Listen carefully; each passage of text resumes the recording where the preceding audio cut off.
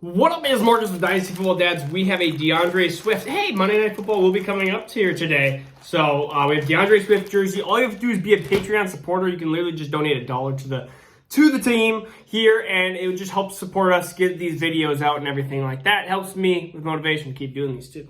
All right. So we're gonna be doing the biggest winners, biggest losers. Do we buy it? Do we sell it? And then tomorrow we're going through the waiver stuff, pickups.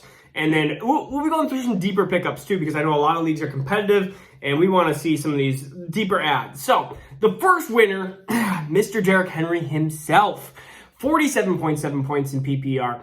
He had 35 for 182 and 3, and he had 6 catches for 55 yards. The first 2 games, he's actually been used in this dump off kind of game, which honestly, if this happens, he will be finishing as RB1. His biggest issue has always been the passing game. Actually, I should take that back. He'll be up there with CMC because CMC is always amazing. And CMC, again, has only had 1 touchdown on the year, but had another 24.7 point game. It's like, gee, CMC just keeps going.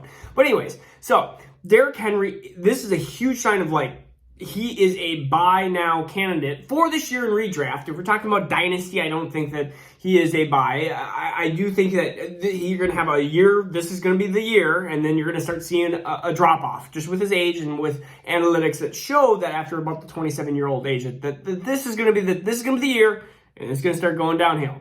But 47.7 points. They continue to just use him. He's one of the only running backs in the league that you will see on the field 95% of the time. And so that is just incredible that way.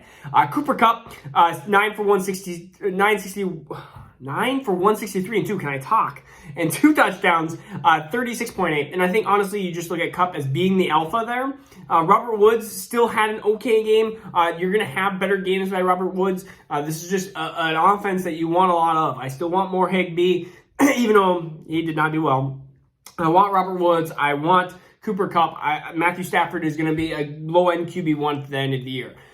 The next 2, Kyler Murray, you had 400 yards passing, 3 touchdowns, 2 interceptions, 5 for 31 on the ground and a touchdown. And then you have Lamar Jackson, 231 yards passing. Yeah, 231 yards passing. He was the QB2, sorry. Had 1 touchdown, 2 picks, 16 rushes, 107 and 2. That's the big key. 16, 107 and 2. And you had 33 points and 32 points respectively. Why I bring that up in general is that the QB running is a cheat code.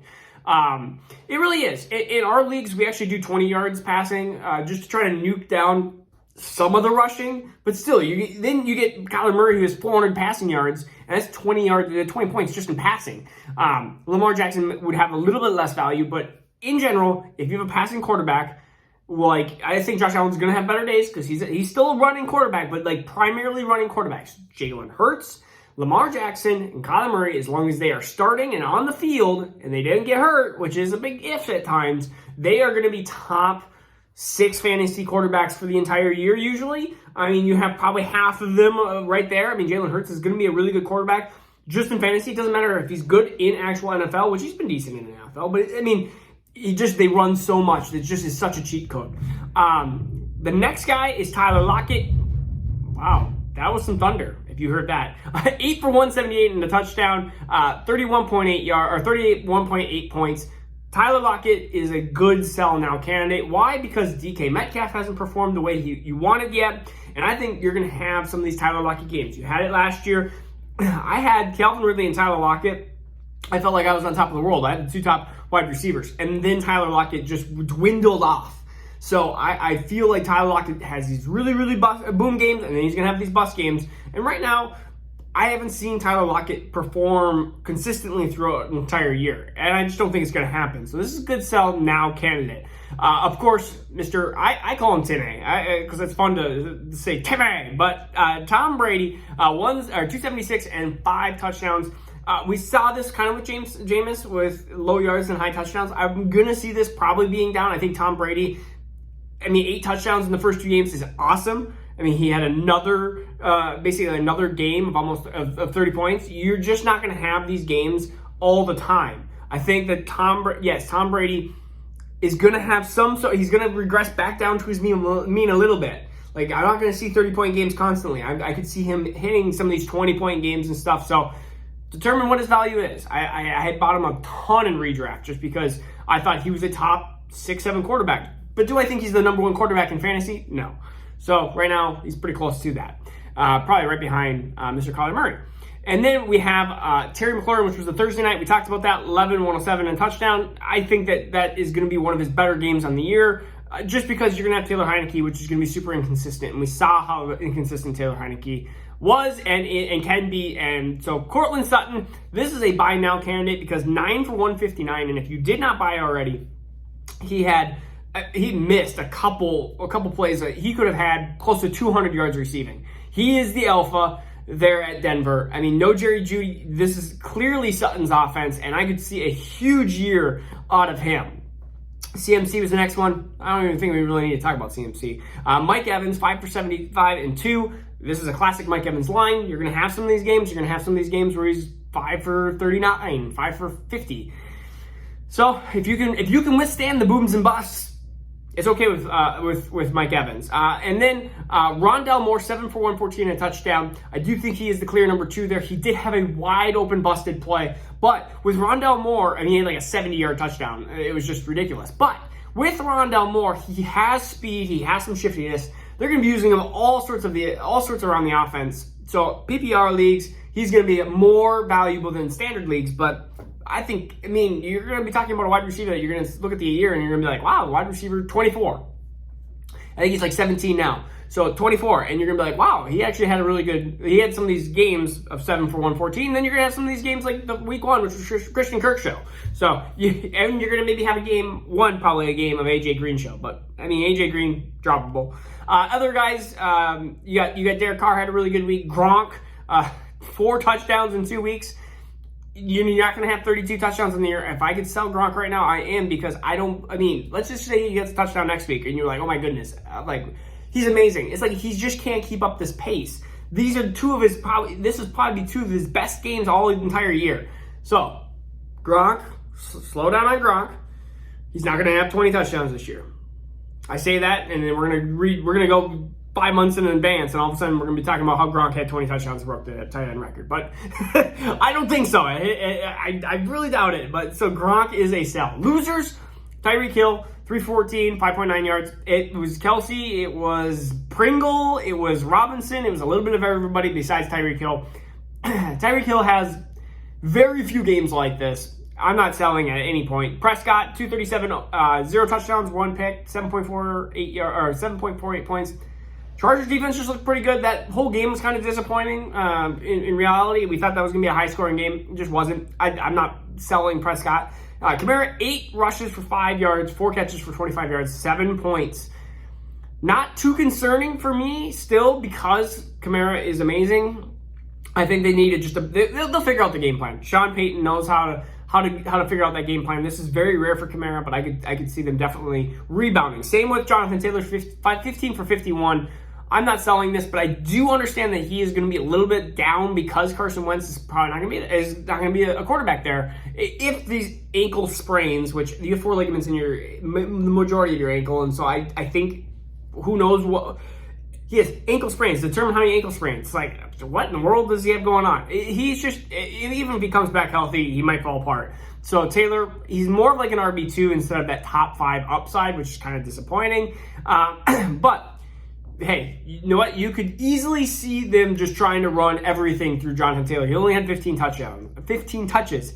Joe Mixon, 20 touches, 69 yards, 8.1. Bears defense is good again against the rush. He just had a poor game, even though he had 20 touches. So he's going to be a high volume back. I'm not worried about him. Cooper, 3 for 24, 5.4 points. C, above, attached, Dak Prescott. Lamb was the only one that did anything in that entire game. It was Lamb, and then you had the Pollard touchdown, and you had the Zeke touchdown. I'm not worried about Cooper at all, or Dak. I think they showed what they did in week 1. I think they'll continue on more of that path. It just was a bad week. A.J. Brown, 3 for 43, same thing. Dropped a wide open pass. Could have had a bigger game. I think one of his, I don't know if it was uncle, his family member said, today, if somebody threw you at COVID or whatever, you wouldn't be able to catch that either. And he just kind of chuckled at that. I was like, oh, that's slightly funny. CEH, 13 for 46, 2.6, and I've been saying, don't worry, don't worry, don't worry, don't worry, don't worry. This is a worry. I am extremely worried about CEH. I have him in a league of redraft because I didn't have him in Dynasty. But I am extremely worried. A, he fumbled, and that cost them probably a good chance at the game. That's not a good start. Number 2, red zone. Guess who was there? Jerick McKinnon. At the 2-yard line, guess who was there? Darrell Williams, not CEH. So 2 huge red flags of like, if CEH and 0 targets in the passing game.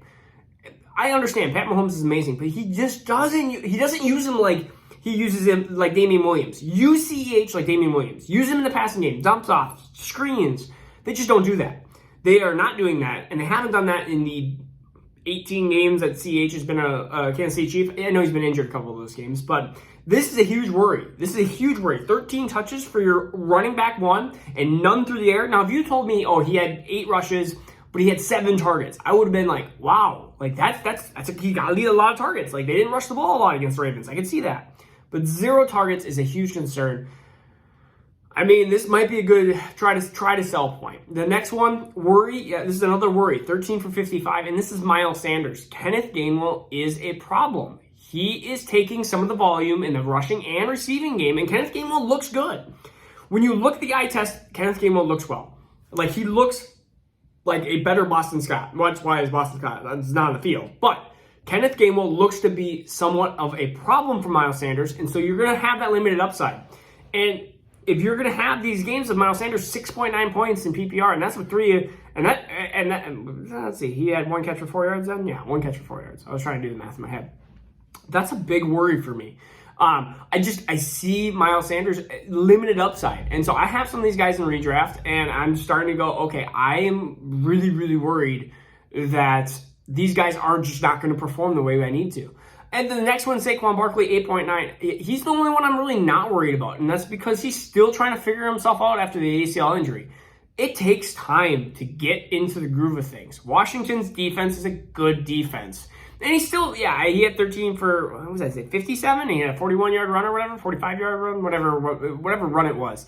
So I think that with Saquon Barkley, like, you're going to have better games. And even, like, if you told me Saquon, or, like, if you told me Saquon, CEH, and Sanders were all in a category, which I don't think they are. I think Saquon's easily above these guys. I would easily want Saquon. And if you told me CEH or Miles Sanders, I would probably be leaning Miles Sanders at this point, because just that is the level of concern. If I said 0 to 5, 5 being like, I am in panic mode, CEH is probably a 4, and Miles Sanders is probably a 3. The rest of these guys, probably a 1, and Kamara's probably like a 1.5, just because the offense is still unknown with no Drew Brees. So that is my level of concern with these guys. 1s for most of them, CH, 4, Sanders, I would say 3. I would say Barkley probably a $1.50 too, and then same with Alvin Kamara. And so that's what I would. Those are some big kind of concerning factors I would have. All right. So again, we'll talk about waivers tomorrow. We'll talk about some of the injuries, because I want to get some of these news on injuries, like Deontay Johnson, Baker Mayfield. We know some of these details, but we really don't know too much. They just started coming out with Jarvis Landry stuff. They said MCL, sprained MCL, but they want to know the level of depth, if it's week to week, day by day, what it is. And I don't want to start just assuming stuff. I would like to get some details before we can give you proper recommendations on that. And then go through the waivers of potentially some of those injuries, all right? So, this is Marcus Dynasty Fun. Peace out. See you tomorrow. Now turn up.